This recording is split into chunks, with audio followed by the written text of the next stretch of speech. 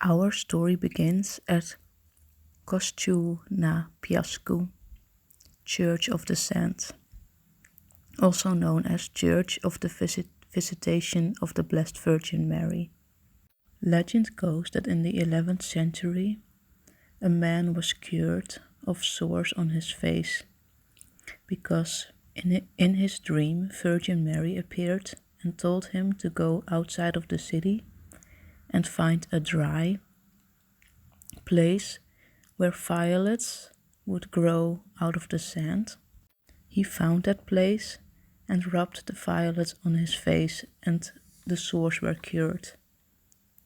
And that's why he would build a church here. However, there is no evidence that there was a church before 1395, when Queen Jadwiga gave orders to build a church here. And it's her that this story is about. Jadwiga was one of the daughters of Louis the Great, who was the king of Poland and Hungary. But when he died, the oldest daughter became the queen of Hungary, and so Poland chose Jadwiga as their queen. She was officially crowned as king in 1384, and she was only 10 years old at that time. Nowadays, we often ask children the question, what would you do if you were the ruler of a country? Now imagine, this is not just a story, this was reality. Jadwiga had a really good education as a child, and she was really smart and intellectual. She also became very good in her political role and independence. When she was 12, she got married to the Lithuanian Grand Duke Jogaila. This resulted in the Christianization of Lithuania. She was a very special girl, and she was the king of Poland for 15 years. She brought the restoration of the Krakow Academy, and so she's the co-founder of the Jagiellonian University. Because of her, there was also the opening of the Faculty of Theology. But most of all, she was known for her kindness and her very big heart. She did a lot of charity work, founded new churches, sponsored hospitals, promoted the use of the Polish language, and cared about the poor people as well. So why do I make a drawing of this specific church when I'm talking about King Jadwiga? Because in this church you can find a unique evidence of her kindness, because you can find the footprint of Queen Jadwiga here on this church. Now the story goes that he was walking a lot when the builders were building the church, and there was always one builder, and he was often happy and smiling and always saying good morning. But one day he was very sad, and Queen Jadwiga asked him what was wrong. He told her that he didn't have the money to help his very ill wife. And then what Jadwiga did was she put her foot on one of the stones and put off her golden clasp from her shoe and gave it to the builder. When she left, the workers noticed that her footprint was pressed in the stone. They carved in the date and placed the stone in the wall of the church, and it's still here for you to see.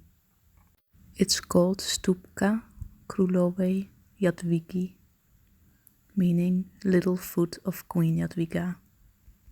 She was also known as a peacemaker. She promised that peace would last as long as she would live.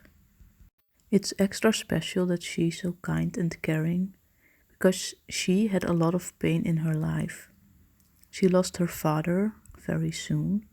Her mother was murdered, and her sister died by falling off a horse. And for many years she couldn't get pregnant, which in that time was blamed on the woman. At 25, she finally got pregnant, and she gave birth to her first child, a daughter. Sadly, this little girl died within 3 weeks, and 4 days after that, Jadwiga died as well because of postpartum infections. The queen and her daughter were laid to rest in Wawel Cathedral. They are still there. She really is a unique jewel of Poland. She inspired a lot of people, and I think she still inspires a lot of people nowadays. Everyone who learns about her feels her light, which means she is still here with us after all that time. She died more than 600 years ago, and she was only 25 years old. But it's not about time, it's about what you leave here on this planet. And she left a lot of love. What is it that inspires us so much? What is it that attracts us to her and her story? Is it her deep faith, her kindness, her caring, her strength, her intellect, her spirituality? I think she used her pain as her strength. She used it to connect with people on a deeper level. And I think she felt when people were suffering. She also knew what was important in lives of people, what really matters in life. We can get caught up in our negative emotions and the unfair things that are happening, or we can choose to focus on caring for other people and sharing our kindness. Especially now in these hard times, in the things that are happening right now, I think we can let Jadwiga inspire us. And I think she does, because right now a lot of people in Poland are sharing their kindness and care just as how Jadwiga would do it. She is one of the reasons why I'm so proud of Poland.